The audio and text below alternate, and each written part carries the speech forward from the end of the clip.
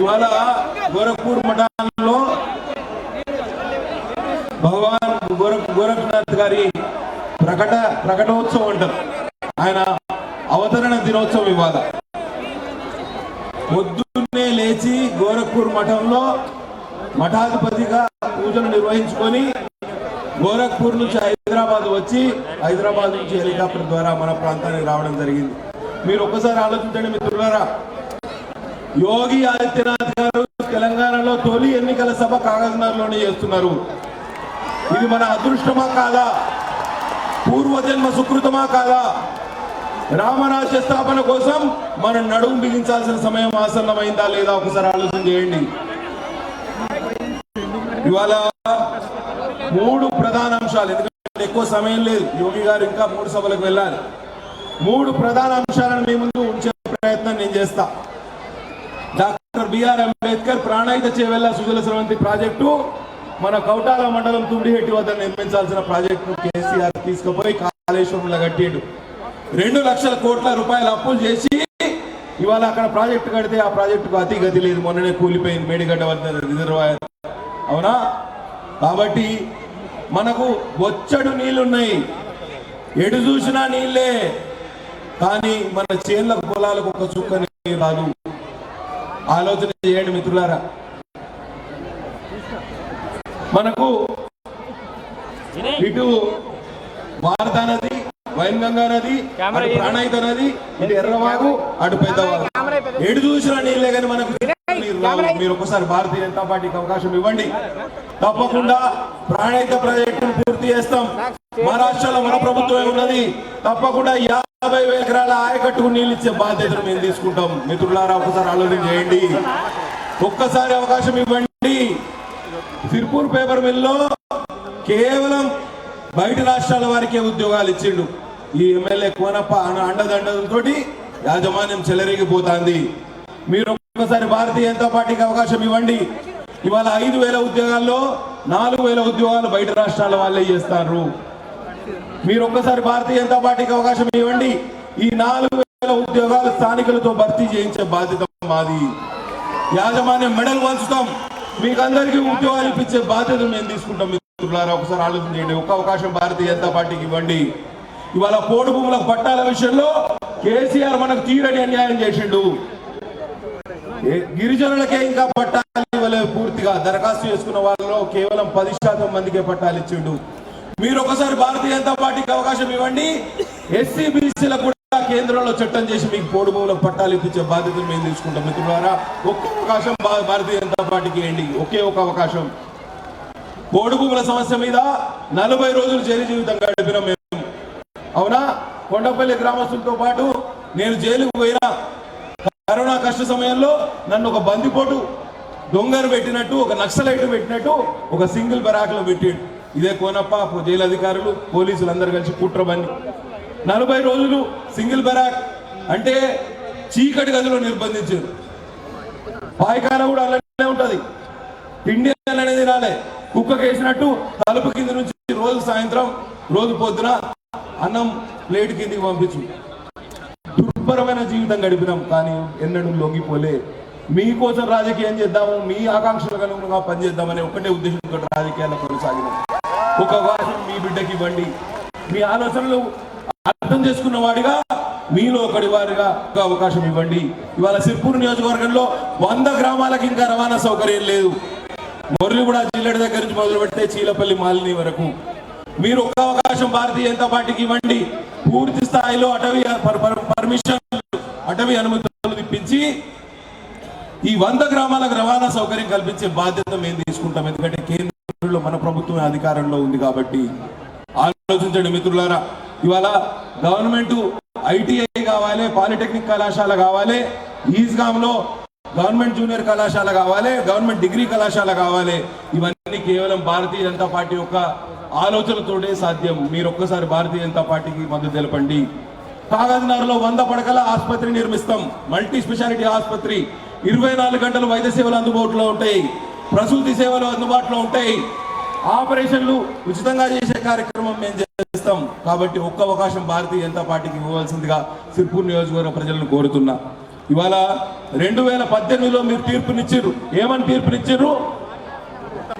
పాల్వాయి పురుషోత్తమరావు కొడుకు పాల్వాయి హరీష్ బాబు ప్రతిపక్షంలో కూర్చోవాలి, ఎమ్మెల్యే కోనప్ప మళ్ళీ 3వసారి గెలిచి అసెంబ్లీకి పోవాలి. అవునా? ఎమ్మెల్యేగా గెలిచిన వ్యక్తి ఎన్నడైనా అసెంబ్లీలో మీ సమస్యల మీద మాట్లాడిండా? ఎన్నడైనా మీ ఆకాంక్షలకు అనుగుణంగా పనిచేసిండా? మేము ప్రతిపక్ష హోదాలో మేముండి మేము కొట్లాడినాం. ఈ కాదగారు పట్టణంలో డబుల్ బెడ్రూమ్ ఇళ్ల కోసం యుద్ధం చేస్తే మమ్మల్ని పశువులాగా గురగుర గుంజుకపోయి మమ్మల్ని జైల్లో పెట్టించారు. పోడు రైతుల ఉద్యమంలో 40 రోజులు జైల్లో ఉన్నాం. 48 కేసులు ఉన్నాయి మీ బిడ్డ మీద. 48 కేసులు 5 సంవత్సరాల్లో. ఒకసారి ఆలోచన చేయండి మిత్రులారా. ఎవరి కోసం మనం రాజకీయం చేసినాం? ఎవరి కోసం మనం ఇన్ని కష్టాలు పడ్డం అనేది ఒకసారి మీరు ఆలోచన చేయండి. కాబట్టి మిత్రులారా, తప్పకుండా ఒక్క అవకాశం ఇవ్వండి. ఇవాళ బహుజన సమాజ్ పార్టీ అని ఒక పార్టీ వచ్చింది. నేనేమంటా అంటే, కోనప్ప వ్యతిరేక ఓటు చీలితే కోనప్పకే లాభం అవుతుంది. ఇవాళ మన ఊర్లో 100 ఓట్లు ఉన్నాయనుకుందాం, 60 ఓట్లు కోనప్పకు వ్యతిరేకంగా ఉన్నాయనుకుందాం, 40 ఓట్లు కోనప్పకు అనుకూలంగా ఉన్నాయనుకుందాం. ఇవాళ ఈ 60 ఓట్లు గిట బీజేపీ బీఎస్పీ మధ్యలో బహుజన సమాజ్ పార్టీ మధ్యలో చీలితే మన బతుకులు ఆగమైపోతాయి. ఎవడైతే మనం వద్దనుకుంటామో వాడే మొగడై మనని తంతాడు. ఎవడైతే మనం వద్దనుకుంటామో వాడే గుదిబండై మన నెత్తిన కూర్చుంటాడు. జాగ్రత్త మిత్రులారా. ఈ విష చట్రం నుంచి మనం బయటపడాలి. ఒకసారి మీరు గంప గుత్తగా భారతీయ జనతా పార్టీకి అవకాశం ఇవ్వండి. ఒకసారి కమలం పువ్వు గుర్తుకు మీరు ఓటేయండి. తప్పకుండా మీకు న్యాయం చేసే ఆలోచన చేస్తాం. చివరిగా ఒక్కటే మాట చెప్పి నేను ముగిస్తా. నేను ఎన్నడూ పురుషోత్తమరావు గారు బతుకున్నప్పుడు కూడా ఇది కావాలని అడగలేదు. కానీ మిమ్మల్ని వాళ్ళు అడుగుతున్నా, జోలే బట్టి అడుగుతున్నా. ఇవాళ సిర్పూర్ నియోజకవర్గంలో ఈ నియోజకవర్గానికి అభివృద్ధిని ప్రసాదించండి, అభివృద్ధి చేసే నాయకుడిని ఇవ్వండి. ఎందుకంటే ఈ నియోజకవర్గం ఆగమైపోతుంది, మన భవిష్యత్తు అంధకారమయమైపోయింది. నేను కొట్లాడడానికి సిద్ధంగానే ఉన్నా. నేను మళ్ళీ 5 సంవత్సరాల తర్వాత కూడా నేను మీకు ఓటాడడానికి మళ్ళీ మీ ముందుకు వస్తా. కానీ 5 సంవత్సరాలు ఓ కోనప్పను భరించే శక్తి మీకున్నదా? ఇంకా 5 సంవత్సరాలు కోనప్పను భరించే సహనం మీకున్నదా? ఇంకా 5 సంవత్సరాలు కోనప్పను భరించే ఆలోచన ఇంకా మీకున్నదా? ఒకవేళ 5 సంవత్సరాలు కోనప్పను భరించగలిగితే ఆయన ఓటేయండి, లేకపోతే పురుషోత్తమరావు కొడుకు ఒకసారి అవకాశం ఇవ్వండి. మిత్రులారా, నేను ఎందుకు ఎమోషనల్ గా మాట్లాడుతానంటే, ఈ ప్రాంతానికి అన్యాయం జరిగింది. ఇది పురుషోత్తమరావు గడ్డ. ఒకసారి అవకాశం ఇవ్వండి పురుషోత్తమరావు కొడుకు. నేను ఎన్నడూ ఆ రోజు కూడా ఇబ్బంది పడ్డా కూడా నేను ఎన్నడూ బయటపడలేదు. ఇవాళ బయటపడుతున్నా మీకోసం. ఒక్క అవకాశం ఇవ్వండి. 3 సార్లు మందికి పుట్టిన బిడ్డలకు అవకాశం ఇచ్చారు. మీరు ఒకసారి మీ కొడుకు మీ బిడ్డకు ఒకసారి అవకాశం ఇవ్వండి. 3 సార్లు మీరు చదువు సట్టుబడలేని వ్యక్తికి అవకాశం ఇచ్చారు. ఒకసారి మీ బిడ్డకు, చదువుకున్న వాడికి, డాక్టర్కు, ఉన్నత విద్యావంతులకు ఒకసారి అవకాశం ఇవ్వండి. మిత్రులారా, ఇవాళ 3 సార్లు మీరు కోనప్పకు అవకాశం ఇచ్చారు. ఒకసారి పురుషోత్తమరావు కొడుకు ఒకసారి అవకాశం ఇవ్వండి. ఒకసారి అవకాశం ఇవ్వండి. ఒకే ఒక అవకాశం ఇవ్వండి. తప్పకుండా మేమేందో మేము ప్రూవ్ చేసుకుంటాం, నిరూపించుకుంటాం. ఒక అవకాశం ఇవ్వండి మిత్రులారా. ఒక అవకాశం భారతీయ జనతా పార్టీకి ఇవ్వండి. ఒక అవకాశం యోగిది నాయకత్వానికి ఇవ్వండి. ఒక అవకాశం మోదీజీ నాయకత్వానికి ఇవ్వండి. ఒక అవకాశం అభివృద్ధి వైపు పయనించడానికి ఒకసారి అవకాశం ఇవ్వండి. మీ పిల్లల భవిష్యత్తు కోసం ఒక అవకాశం ఇవ్వండి. ఒకే ఒక అవకాశం ఇవ్వండి మిత్రులారా. ఈ అవకాశాన్ని మేము మీ ముందు మీకు అక్కడికి వచ్చే విధంగా పరిపాలన అందిస్తామని తెలియజేస్తూ సెలవు తీసుకుంటున్నా. బోలో భారత్ మాతా కీ, బోలో భారత్ మాతా కీ, బోలో భారత్ మాతా కీ. కమలం పువ్వు గుర్తుకే, కమలం పువ్వు గుర్తుకే, గుర్తు గుర్తుంచుకో, గుర్తు గుర్తుంచుకో. ధన్యవాదాలు.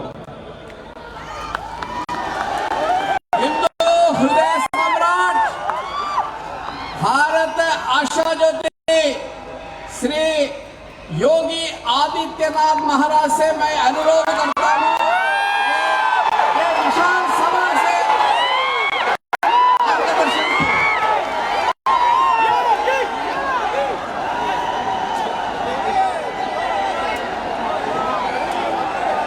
पालवेड पालवेड वेड ये तारो पूछना है।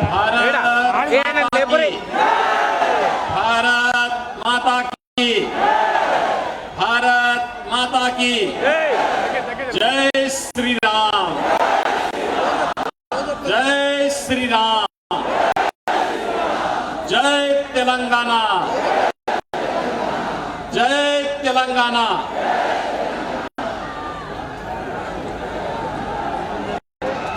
అన్నా హరిశన్న హరీష్ హరిశన్న ప్లీజ్ కొద్దిగా జరగండి ఇటు రైట్ ఓకే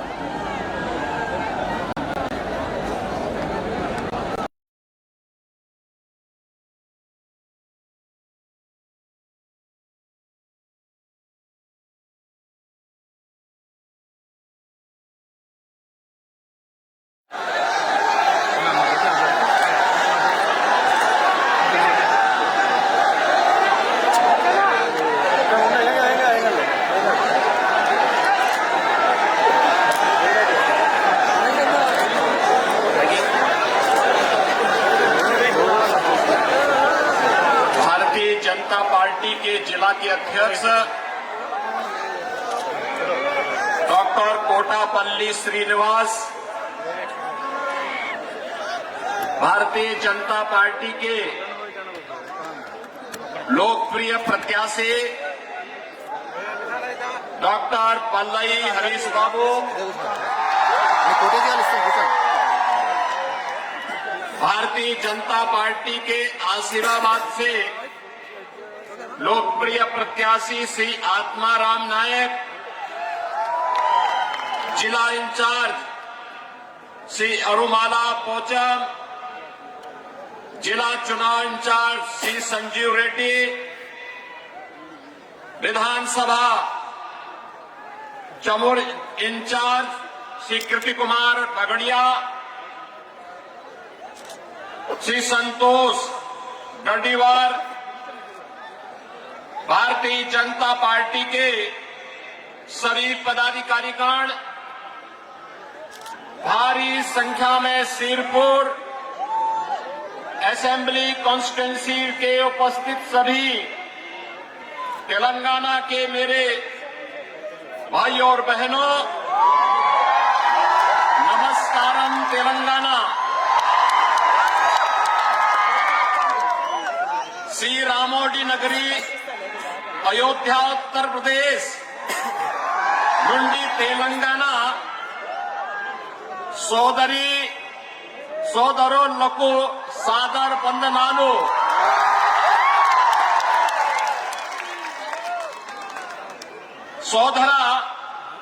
సోదరి మనుల్లారా అందరికీ నమస్కారం।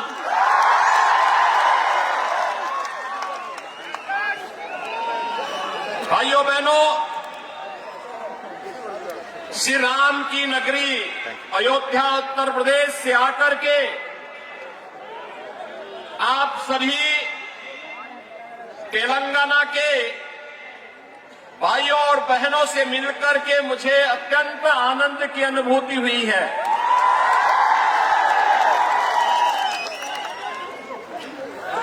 श्री कालेश्वरम, श्री सैलम, श्री द्रक्षरामम के रूप में त्रैलिंग के आशीर्वाद से अवसिंचित तेलंगाना की इस पावन धरा को मैं कोटि कोटि नमस्कार करता हूं, प्रणाम करता हूं। भाइयों बहनों, तेलंगाना में आकर के आप सभी से संवाद करना मेरे लिए अत्यंत सुखद है। यहां की संस्कृति, यहां के मेहनतकश किसान, नौजवान और उन सब की विनम्रता और सज्जनता हम सब के लिए बड़ी प्रेरक ताकत है।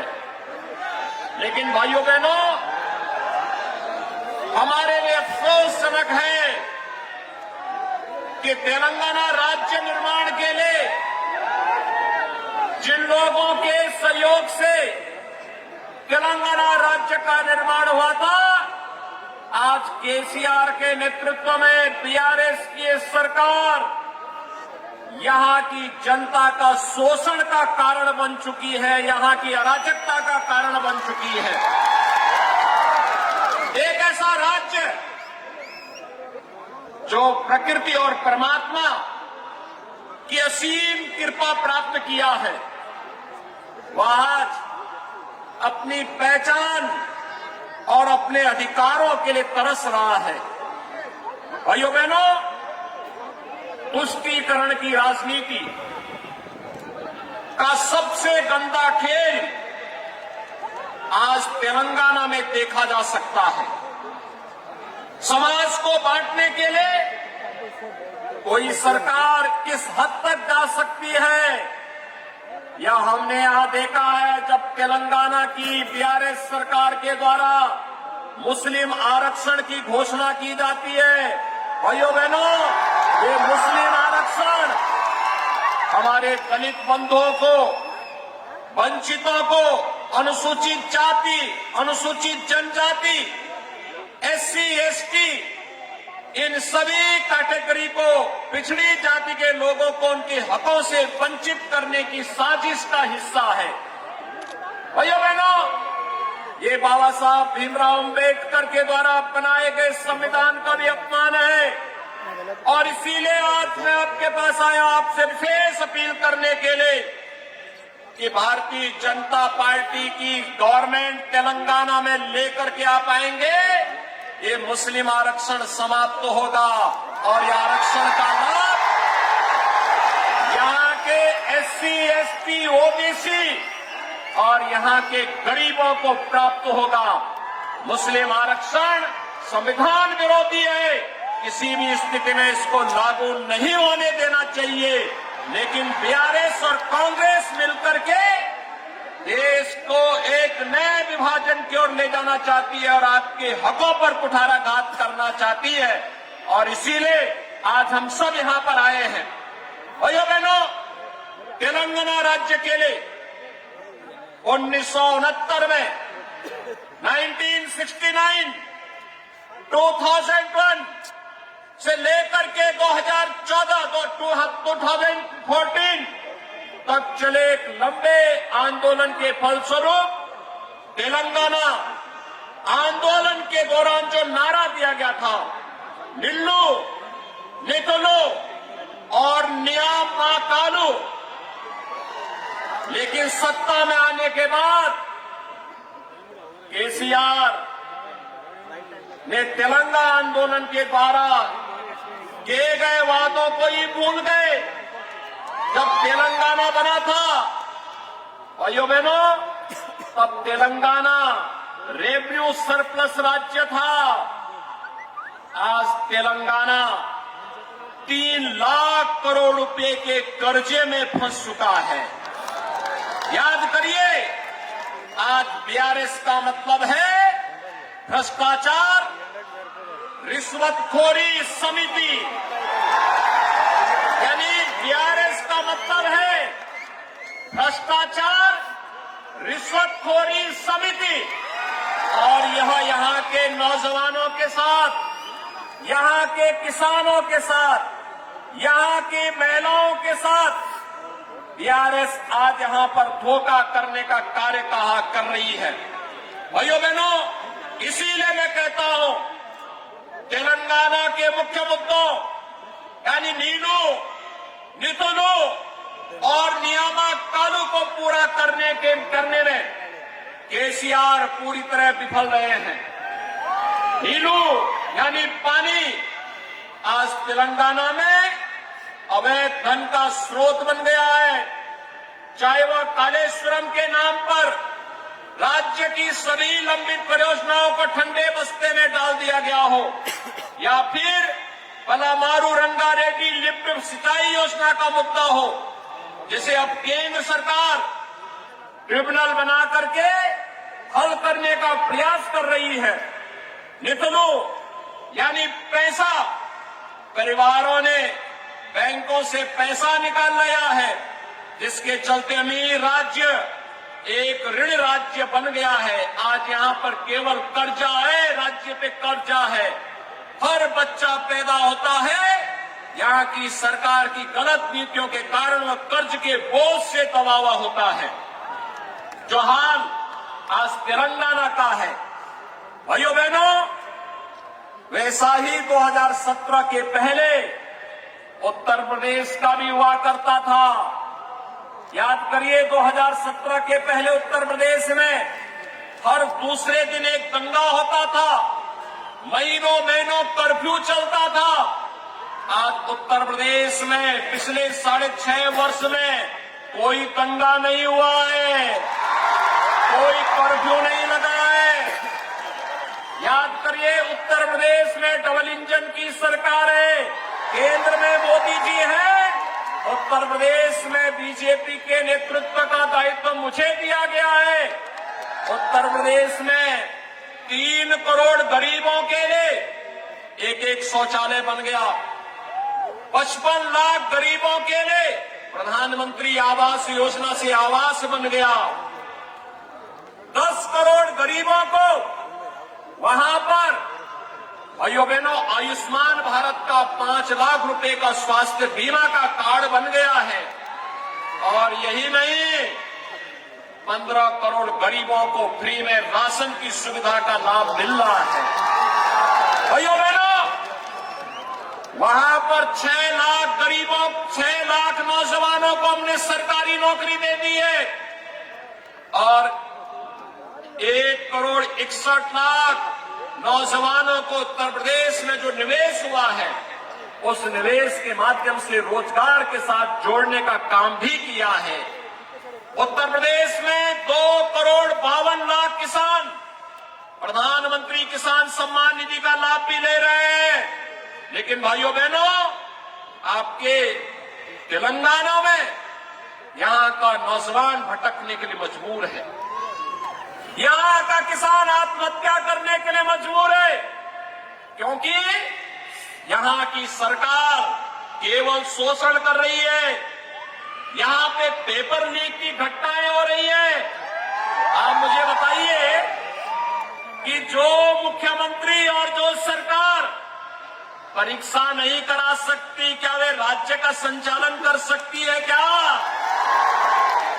भाइयों बहनों आपने देखा होगा मोदी जी के नेतृत्व में मोदी जी ने गत वर्ष कहा था 10 लाख नौकरी देंगे, 6 लाख नौकरी अब तक दे दिए हैं। और भाइयों बहनों बहुत शीघ्र 4 लाख नई नौकरी भी इनके माध्यम से आ रही है। फुल प्रूफ व्यवस्था है, सभी लोगों को इसके लिए लाभ मिल रहा है। भाइयों बहनों आज तेलंगाना में चाहे वह बीआरएस हो या कांग्रेस या बीएसपी, ये सब एक ही थैले के चट्टे बट्टे हैं, कोई अलग नहीं है, ये सभी एक साथ जुड़े हुए हैं। इसलिए आपने देखा होगा कांग्रेस से जो विधायक चुने गए थे वे बीआरएस का सपोर्ट कर रहे थे और उनका एक विधायक मंत्री भी बन गया था। एक दूसरे से मिलकर के चुनाव लड़ रहे हैं।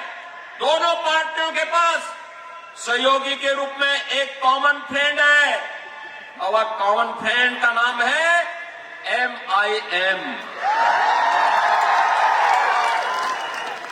MIM आप देखते होंगे ना, वह भी कॉमन है। दोनों जिस तरीके से बोलने का प्रयास करते हैं और उनके कारण आज तेलंगाना यहां पर निजाम से मुक्ति के दिवस को नहीं मनाने देती है यहां की सरकार। भाइयों बहनों भारतीय जनता पार्टी ने आपसे वायदा किया है, बीजेपी की गवर्नमेंट तेलंगाना में लेके आई है और तेलंगाना में लेकर आकर के निजामशाही से मुक्ति दिवस को एक राष्ट्रीय दिवस के रूप में मनाने के लिए भारतीय जनता पार्टी यहां की जनता जनार्दन के साथ मिलकर के कार्य करेगी। और भाइयों बहनों इसीलिए आज हम सब आपके पास आए हैं कहने के लिए, प्रधानमंत्री मोदी जी के नेतृत्व में आज हम एक नया भारत देख रहे हैं। यह भारत वैश्विक मंच पर जिसका सम्मान बढ़ा, यह भारत जिसने वैश्विक मंच पर 142 करोड़ लोगों को सम्मान दिलाया है, यह भारत नया भारत है जिसमें सम्मान भी है तो सीमाओं की सुरक्षा भी है। आज कोई दुश्मन भारत की तरफ टेढ़ी निगाहों से नहीं देख सकता है। भारत आज के दिन पर छेड़ता नहीं, लेकिन अगर कोई भारत के अंदर आतंकी वारदात को अंजाम देता है तो भारत उसको छोड़ता भी नहीं है। आज यह भारत है, नया भारत। इस भारत में गरीबों का कल्याण भी है। भाइयों बहनों, अगर कांग्रेस की गवर्नमेंट होती तो क्या कोविड के दौरान कोरोना महामारी का जो वैक्सीन आया था, क्या कांग्रेस वैक्सीन दे पाती? नहीं दे पाती। कांग्रेस फ्री में राशन की सुविधा का लाभ दे पाती?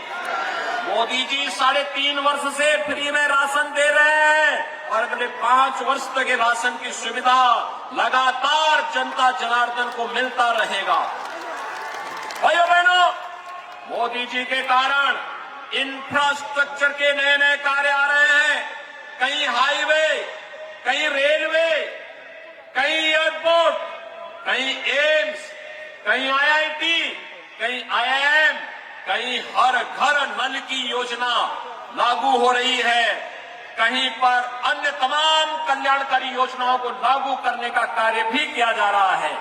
और इसीलिए आज मैं आपके पास आया हूं कि मोदी जी के नेतृत्व में गरीब कल्याण भी है।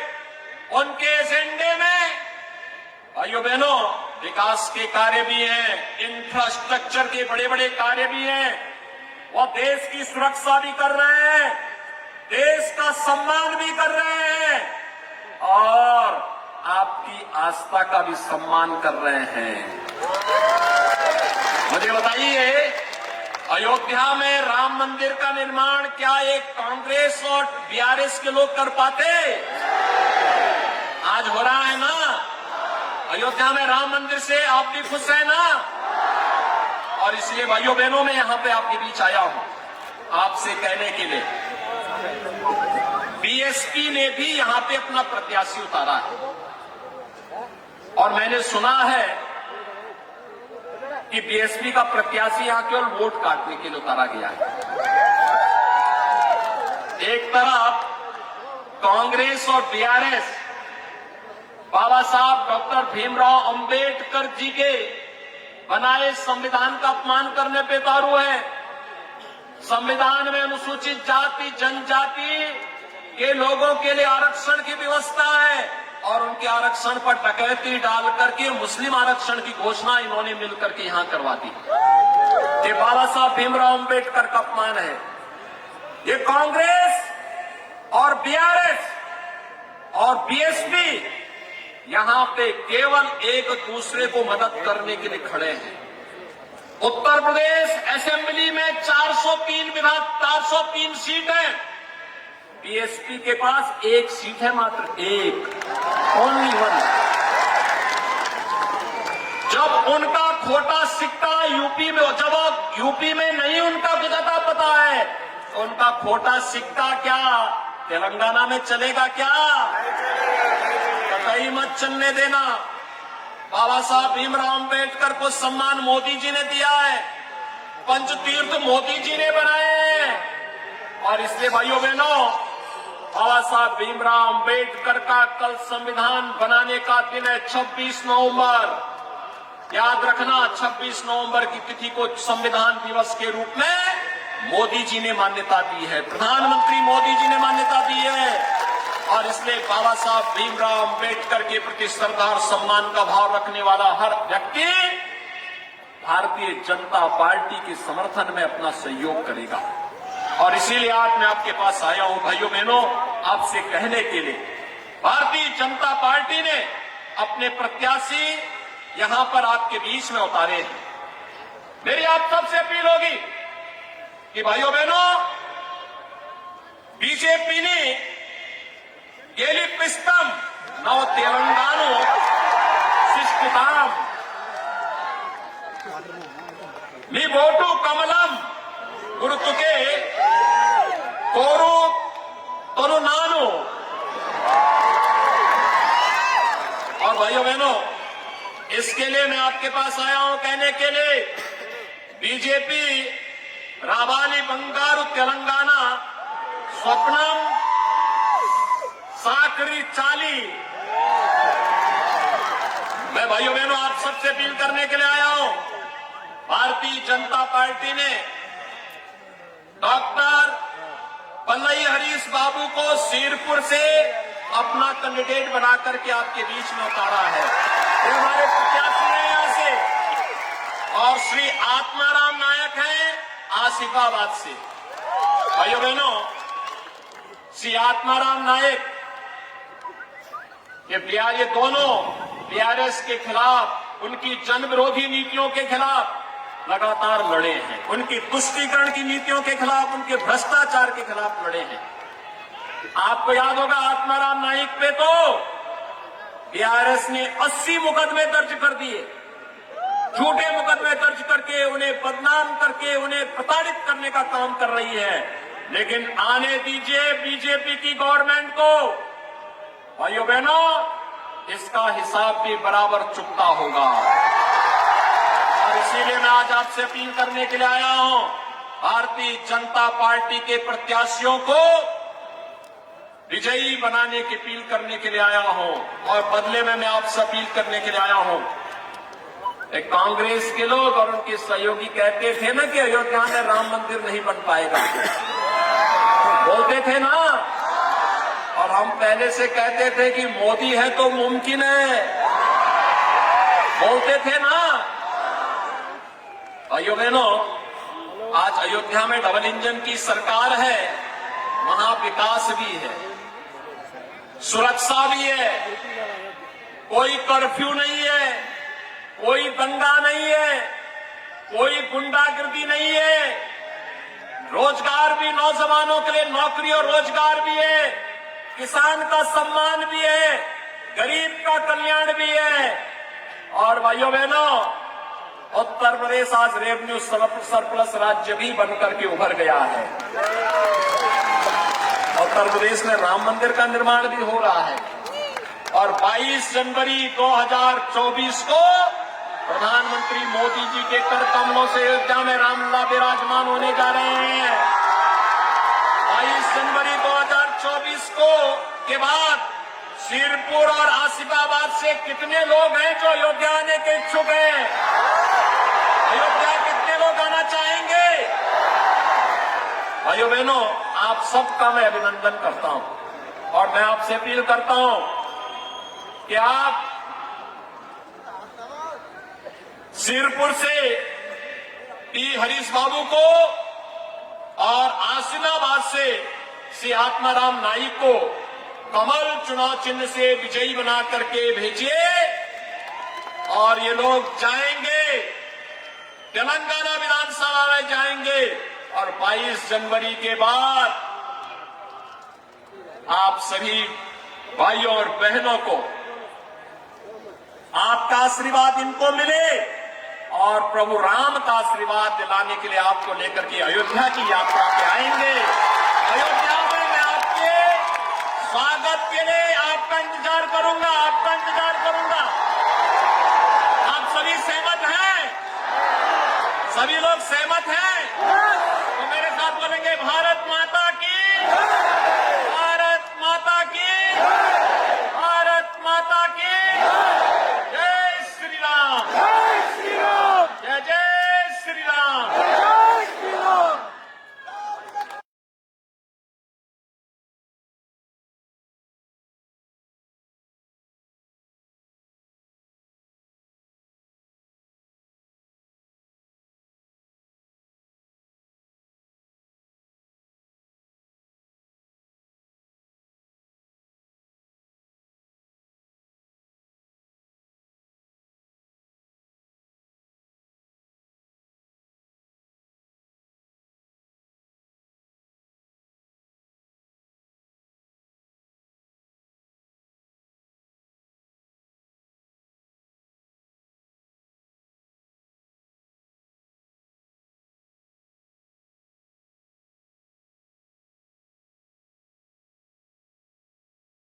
तेलंगाना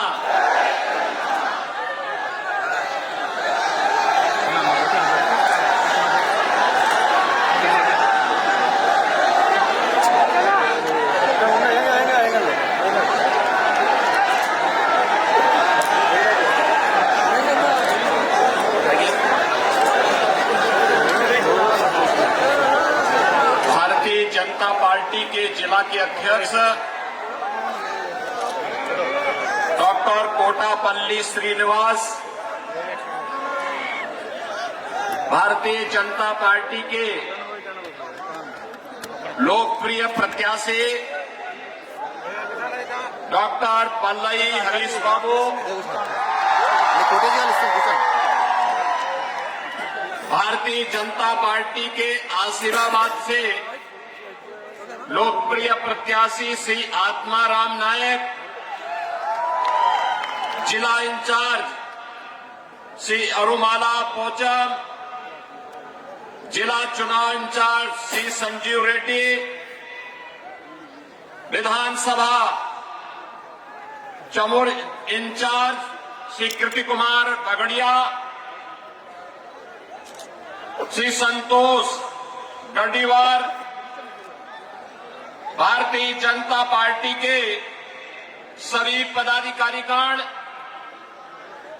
भारी संख्या में सिरपुर असेंबली कॉन्स्टिट्यूंसी के उपस्थित सभी तेलंगाना के मेरे भाइयों और बहनों,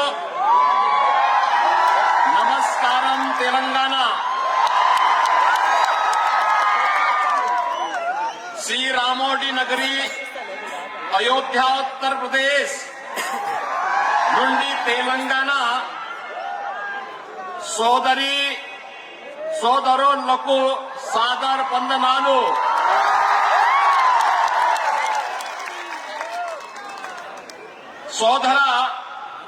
సోదరి మనుల్లారా అందరికీ నమస్కారం।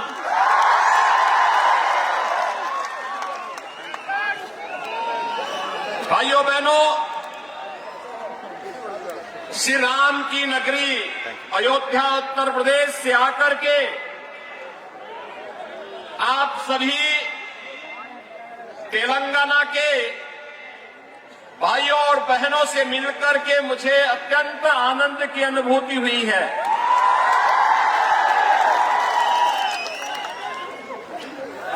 श्री कालेश्वरम, श्री सैलम, श्री द्रक्षरामम के रूप में त्रैलिंग के आशीर्वाद से अवसिंचित तेलंगाना की इस पावन धरा को मैं कोटि कोटि नमस्कार करता हूं, प्रणाम करता हूं।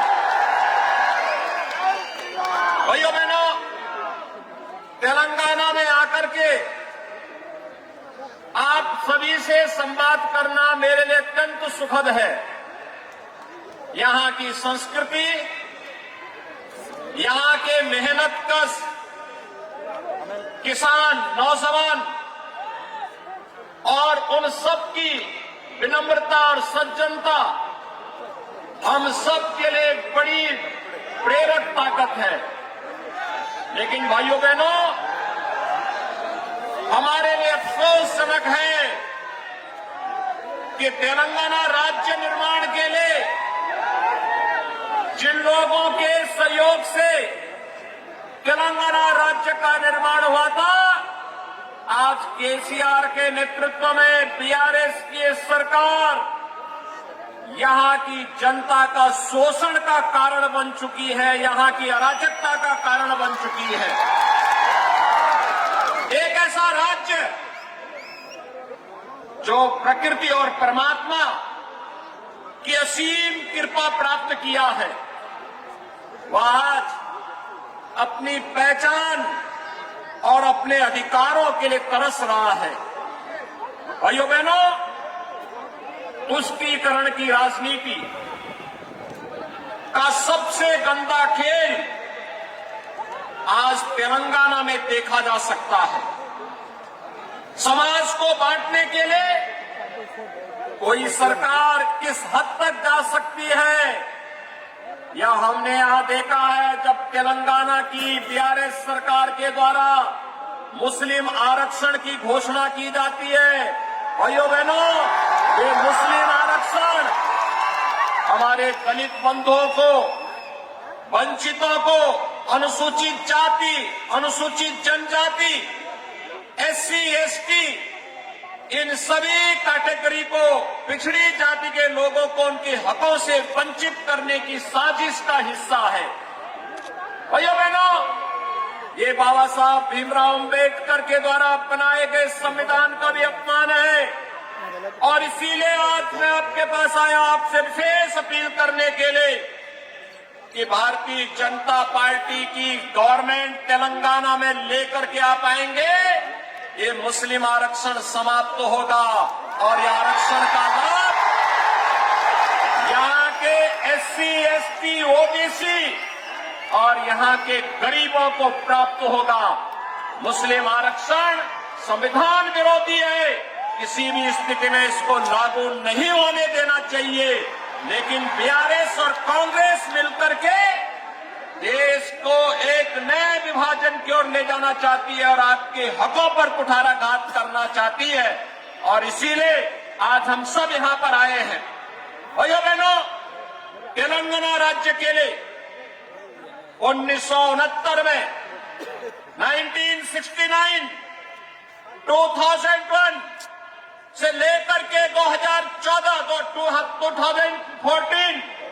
तक चले एक लंबे आंदोलन के फलस्वरूप तेलंगाना आंदोलन के दौरान जो नारा दिया गया था, निल्लू, नितुलू और नियामा कालू,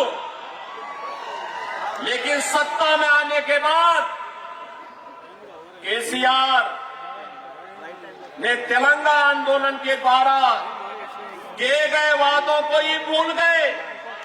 जब तेलंगाना बना था भाइयों बहनों, तब तेलंगाना रेवेन्यू सरप्लस राज्य था।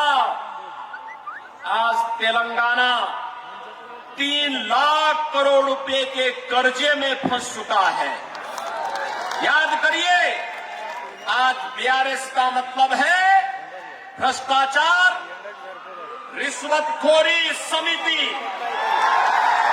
यानी बीआरएस का मतलब है भ्रष्टाचार, रिश्वतखोरी समिति।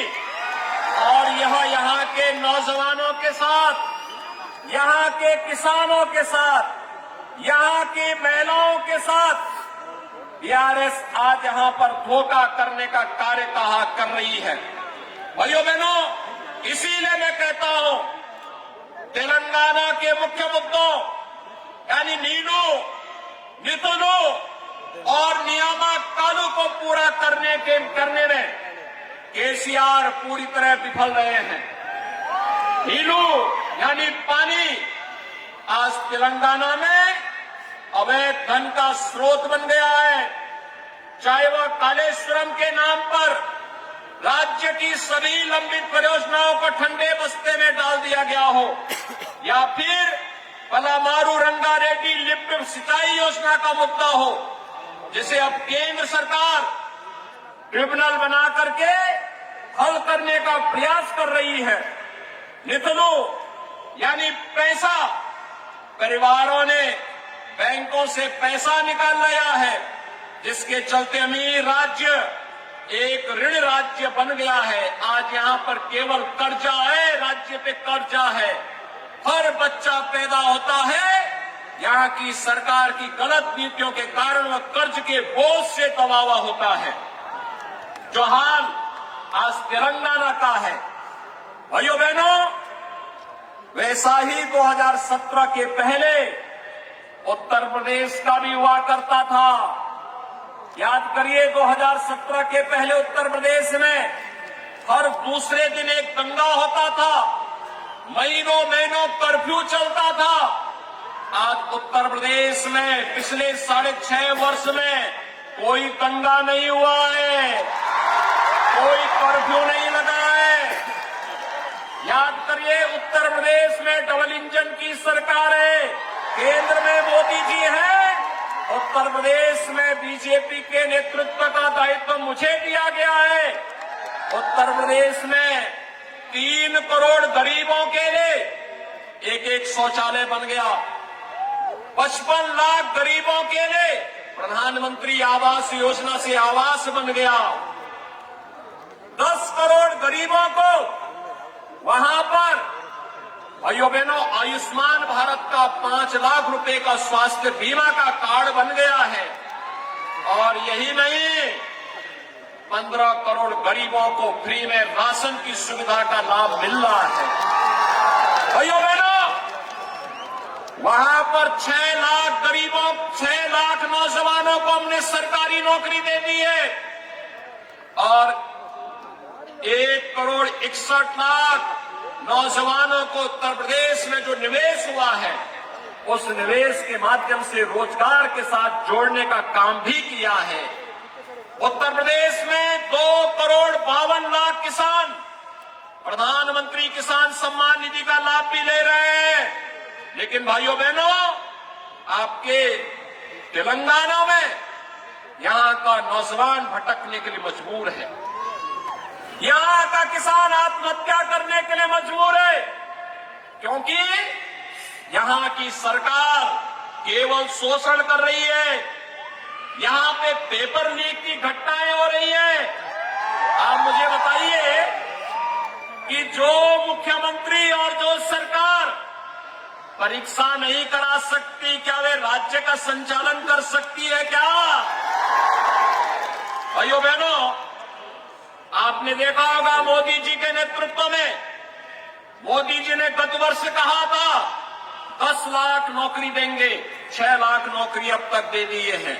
और भाइयों बहनों, बहुत शीघ्र 4 लाख नई नौकरी भी इनके माध्यम से आ रही है। फुल प्रूफ व्यवस्था है, सभी लोगों को इसके लिए लाभ मिल रहा है। भाइयों बहनों, आज तेलंगाना में चाहे वह बीआरएस हो या कांग्रेस या बीएसपी, ये सब एक ही थैली के चट्टे बट्टे हैं, कोई अलग नहीं है। ये सभी एक साथ जुड़े हुए हैं। इसलिए आपने देखा होगा, कांग्रेस से जो विधायक चुने गए थे, वे बीआरएस का सपोर्ट कर रहे थे और उनका एक विधायक मंत्री भी बन गया था। एक दूसरे से मिलकर के चुनाव लड़ रहे हैं। दोनों पार्टियों के पास सहयोगी के रूप में एक कॉमन फ्रेंड है, और वह कॉमन फ्रेंड का नाम है MIM। MIM आप देखते होंगे ना, वह भी कॉमन है। दोनों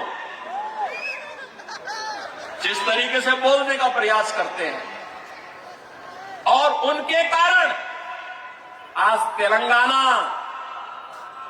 यहां पर निजाम से मुक्ति के दिवस को नहीं मनाने देती है यहां की सरकार। भाइयों बहनों, भारतीय जनता पार्टी ने आपसे वायदा किया है, बीजेपी की गवर्नमेंट तेलंगाना में लेके आई है, और तेलंगाना में लेकर आकर के निजामशाही से मुक्ति दिवस को एक राष्ट्रीय दिवस के रूप में मनाने के लिए भारतीय जनता पार्टी यहां की जनता जनार्दन के साथ मिलकर के कार्य करेगी। और भाइयों बहनों, इसीलिए आज हम सब आपके पास आए हैं कहने के लिए, प्रधानमंत्री मोदी जी के नेतृत्व में आज हम एक नया भारत देख रहे हैं। यह भारत वैश्विक मंच पर जिसका सम्मान बढ़ा, यह भारत जिसने वैश्विक मंच पर 142 करोड़ लोगों को सम्मान दिलाया है, यह भारत नया भारत है, जिसमें सम्मान भी है तो सीमाओं की सुरक्षा भी है। आज कोई दुश्मन भारत की तरफ टेढ़ी निगाहों से नहीं देख सकता है। भारत आज के दिन पर छेड़ता नहीं, लेकिन अगर कोई भारत के अंदर आतंकी वारदात को अंजाम देता है तो भारत उसको छोड़ता भी नहीं है। आज यह भारत है, नया भारत। इस भारत में गरीबों का कल्याण भी है। भाइयों बहनों, अगर कांग्रेस की गवर्नमेंट होती तो क्या कोविड के दौरान कोरोना महामारी का जो वैक्सीन आया था, क्या कांग्रेस वैक्सीन दे पाती? नहीं दे पाती। कांग्रेस फ्री में राशन की सुविधा का लाभ दे पाती? मोदी जी 3.5 वर्ष से फ्री में राशन दे रहे हैं, और अगले 5 वर्ष तक ये राशन की सुविधा लगातार जनता जनार्दन को मिलता रहेगा। भाइयों बहनों, मोदी जी के कारण इंफ्रास्ट्रक्चर के नए नए कार्य आ रहे हैं। कहीं हाईवे, कहीं रेलवे, कहीं एयरपोर्ट, कहीं एम्स, कहीं आईआईटी, कहीं आईआईएम, कहीं हर घर नल की योजना लागू हो रही है, कहीं पर अन्य तमाम कल्याणकारी योजनाओं को लागू करने का कार्य भी किया जा रहा है। और इसीलिए आज मैं आपके पास आया हूं कि मोदी जी के नेतृत्व में गरीब कल्याण भी है, उनके एजेंडे में भाइयों बहनों विकास के कार्य भी हैं, इंफ्रास्ट्रक्चर के बड़े बड़े कार्य भी हैं, वो देश की सुरक्षा भी कर रहे हैं, देश का सम्मान भी कर रहे हैं और आपकी आस्था का भी सम्मान कर रहे हैं। मुझे बताइए, अयोध्या में राम मंदिर का निर्माण क्या एक कांग्रेस और बीआरएस के लोग कर पाते? आज हो रहा है ना अयोध्या में राम मंदिर से, आप भी खुश हैं ना? और इसलिए भाइयों बहनों मैं यहां पे आपके बीच आया हूं आपसे कहने के लिए, बीएसपी ने भी यहां पे अपना प्रत्याशी उतारा है और मैंने सुना है कि बीएसपी का प्रत्याशी यहां केवल वोट काटने के लिए उतारा गया है। एक तरफ कांग्रेस और बीआरएस बाबा साहब डॉक्टर भीमराव अंबेडकर जी के बनाए संविधान का अपमान करने पे उतारू है। संविधान में अनुसूचित जाति जनजाति के लोगों के लिए आरक्षण की व्यवस्था है और उनके आरक्षण पर डकैती डाल करके मुस्लिम आरक्षण की घोषणा इन्होंने मिलकर के यहां करवा दी। ये बाबा साहब भीमराव अंबेडकर का अपमान है। ये कांग्रेस और बीआरएस और बीएसपी यहां पे केवल एक दूसरे को मदद करने के लिए खड़े हैं। उत्तर प्रदेश असेंबली में 403 सीट है, बीएसपी के पास एक सीट है, मात्र एक, ओनली वन। जब उनका खोटा सिक्का यूपी में, जब यूपी में नहीं उनका कुछ अता पता है, तो उनका खोटा सिक्का क्या तेलंगाना में चलेगा क्या? कतई मत चलने देना। बाबा साहब भीमराव अंबेडकर को सम्मान मोदी जी ने दिया है, पंचतीर्थ मोदी जी ने बनाए हैं और इसलिए भाइयों बहनों बाबा साहब भीमराव अंबेडकर का कल संविधान बनाने का दिन है 26 नवंबर।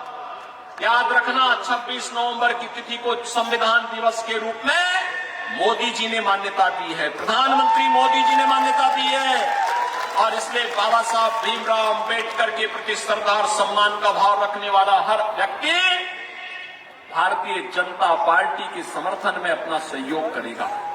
और इसीलिए आज मैं आपके पास आया हूं भाइयों बहनों आपसे कहने के लिए, भारतीय जनता पार्टी ने अपने प्रत्याशी यहां पर आपके बीच में उतारे हैं। मेरी आप सबसे अपील होगी कि भाइयों बहनों बीजेपी ने गेलिपिस्तम नव तेलंगानो शिष्टिताम नी वोटू कमलम गुरुतुके कोरु तरुनानु। और भाइयों बहनों इसके लिए मैं आपके पास आया हूं कहने के लिए, बीजेपी रावाली बंगारू तेलंगाना स्वप्नम साकरी चाली। मैं भाइयों बहनों आप सबसे अपील करने के लिए आया हूं, भारतीय जनता पार्टी ने डॉक्टर पल्लई हरीश बाबू को सिरपुर से अपना कैंडिडेट बनाकर के आपके बीच में उतारा है। वो हमारे प्रत्याशी हैं यहां से और श्री आत्माराम नायक हैं आसिफाबाद से। भाइयों बहनों श्री आत्माराम नायक ये दोनों बीआरएस के खिलाफ, उनकी जन विरोधी नीतियों के खिलाफ लगातार लड़े हैं, उनकी तुष्टीकरण की नीतियों के खिलाफ, उनके भ्रष्टाचार के खिलाफ लड़े हैं। आपको याद होगा आत्माराम नायक पे तो बीआरएस ने 80 मुकदमे दर्ज कर दिए, झूठे मुकदमे दर्ज करके उन्हें बदनाम करके उन्हें प्रताड़ित करने का काम कर रही है। लेकिन आने दीजिए बीजेपी की गवर्नमेंट को, भाइयों बहनों इसका हिसाब भी बराबर चुकता होगा।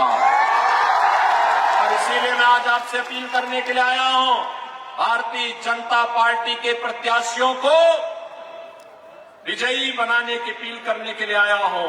और बदले में मैं आपसे अपील करने के लिए आया हूं, एक कांग्रेस के लोग और उनके सहयोगी कहते थे ना कि अयोध्या में राम मंदिर नहीं बन पाएगा, बोलते थे ना।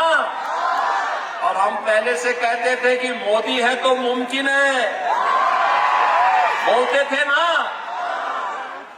भाइयों बहनों, आज अयोध्या में डबल इंजन की सरकार है, वहां विकास भी है, सुरक्षा भी है, कोई कर्फ्यू नहीं है, कोई दंगा नहीं है, कोई गुंडागर्दी नहीं है, रोजगार भी, नौजवानों के लिए नौकरी और रोजगार भी है, किसान का सम्मान भी है, गरीब का कल्याण भी है। और भाइयों बहनों, उत्तर प्रदेश आज रेवेन्यू सरप्लस राज्य भी बनकर के उभर गया है। उत्तर प्रदेश में राम मंदिर का निर्माण भी हो रहा है। और 22 जनवरी 2024 को प्रधानमंत्री मोदी जी के कर कमलों से अयोध्या में रामलला विराजमान होने जा रहे हैं। 22 जनवरी 2024 को के बाद सिरपुर और आसिफाबाद से कितने लोग हैं जो अयोध्या आने के इच्छुक हैं? अयोध्या कितने लोग आना चाहेंगे? भाइयों बहनों, आप सबका मैं अभिनंदन करता हूं और मैं आपसे अपील करता हूं कि आप सिरपुर से टी हरीश बाबू को और आसिफाबाद से श्री आत्माराम नाइक को कमल चुनाव चिन्ह से विजयी बना करके भेजिए। और ये लोग जाएंगे, तेलंगाना विधानसभा में जाएंगे और 22 जनवरी के बाद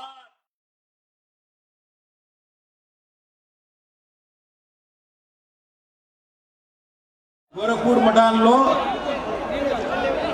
భగవాన్ గోరఖ్నాథ్ గారి ప్రకటోత్సవం అంటారు. ఆయన అవతరణ దినోత్సవం ఇవాళ. పొద్దున్నే లేచి గోరఖ్పూర్ మఠంలో మఠాధిపతిగా పూజలు నిర్వహించుకొని గోరఖ్పూర్ నుంచి హైదరాబాద్ వచ్చి హైదరాబాద్ నుంచి హెలికాప్టర్ ద్వారా మన ప్రాంతానికి రావడం జరిగింది. మీరు ఒక్కసారి ఆలోచించండి మిత్రులారా, యోగి ఆదిత్యనాథ్ గారు తెలంగాణలో తొలి ఎన్నికల సభ కాగజ్నగర్లోనే చేస్తున్నారు. ఇది మన అదృష్టమా కాదా? పూర్వజన్మ సుకృతమా కాదా?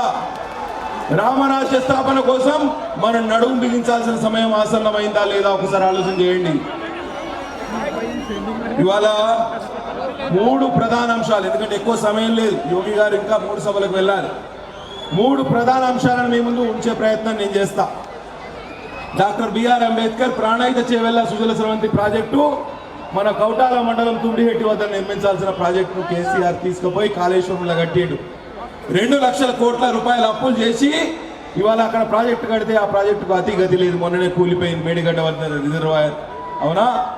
కాబట్టి మనకు బొచ్చడు నీళ్లున్నాయి, ఎటు చూసినా నీళ్లే, కానీ మన చేన్లకు పొలాలకు ఒక చుక్క నీరు రాదు.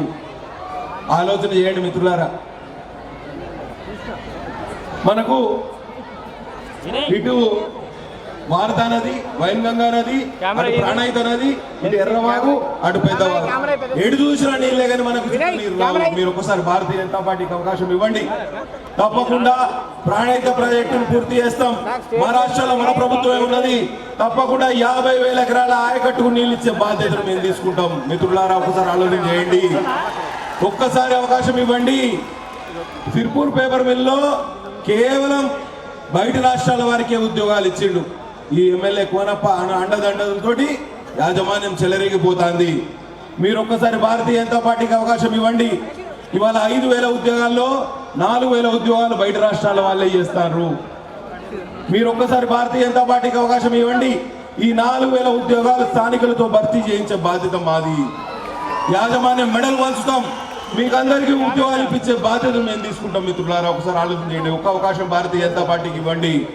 ఇవాళ పోడు భూములకు పట్టాల విషయంలో కేసీఆర్ మనకు తీరని అన్యాయం చేసిండు. గిరిజనులకే ఇంకా పట్టాలు ఇవ్వలేదు. పూర్తిగా దరఖాస్తు చేసుకున్న వాళ్ళలో కేవలం 10% మందికే పట్టాలు ఇచ్చిండు. మీరు ఒకసారి భారతీయ జనతా పార్టీకి అవకాశం ఇవ్వండి. ఎస్సీ బీసీలకు కూడా కేంద్రంలో చట్టం చేసి మీకు పోడు భూములకు పట్టాలు ఇప్పించే బాధ్యతలు మేము తీసుకుంటాం. మిత్రులారా, ఒక్క అవకాశం భారతీయ జనతా పార్టీకి ఇవ్వండి, ఒకే ఒక అవకాశం.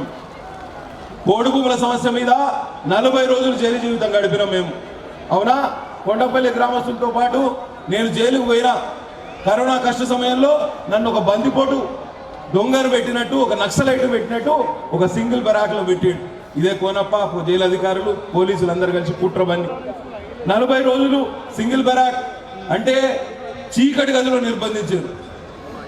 పాయిఖాన కూడా అలానే ఉంటుంది, తిండి అలానే తినాలి. కుక్కకి వేసినట్టు తలుపు కింద నుంచి రోజు సాయంత్రం రోజు పొద్దున అన్నం ప్లేట్ కిందికి పంపించు. దుర్భరమైన జీవితం గడిపినాం, కానీ ఎన్నడూ లొంగిపోలే. మీకోసం రాజకీయం చేద్దాము, మీ ఆకాంక్షలకు అనుగుణంగా పనిచేద్దామనే ఒకటే ఉద్దేశంతో రాజకీయాల్లో కొనసాగినాం. ఒక అవకాశం మీ బిడ్డకి ఇవ్వండి. మీ ఆలోచనలు అర్థం చేసుకున్న వాడిగా, మీలో ఒకటి వారిగా ఒక అవకాశం ఇవ్వండి. ఇవాళ సిర్పూర్ నియోజకవర్గంలో 100 గ్రామాలకు ఇంకా రవాణా సౌకర్యం లేదు. మురళిగూడ జిల్లాడి దగ్గర నుంచి మొదలు పెడితే చీలపల్లి మాలిని వరకు. మీరు ఒక అవకాశం భారతీయ జనతా పార్టీకి ఇవ్వండి. పూర్తి స్థాయిలో అటవీ పర్మిషన్లు, అటవీ అనుమతులు తెప్పించి ఈ 100 గ్రామాలకు రవాణా సౌకర్యం కల్పించే బాధ్యత మేము తీసుకుంటాం. ఎందుకంటే కేంద్రంలో మన ప్రభుత్వం అధికారంలో ఉంది కాబట్టి. ఆలోచించండి మిత్రులారా, ఇవాళ గవర్నమెంట్ ఐటీఐ కావాలి, పాలిటెక్నిక్ కళాశాల కావాలి, ఈజ్గామ్లో గవర్నమెంట్ జూనియర్ కళాశాల కావాలి, గవర్నమెంట్ డిగ్రీ కళాశాల కావాలి. ఇవన్నీ కేవలం భారతీయ జనతా పార్టీ యొక్క ఆలోచనతోటే సాధ్యం. మీరు ఒక్కసారి భారతీయ జనతా పార్టీకి మద్దతు తెలపండి. కాగజ్నగర్లో 100 పడకల ఆసుపత్రి నిర్మిస్తాం, మల్టీ స్పెషాలిటీ ఆసుపత్రి, 24 గంటలు వైద్య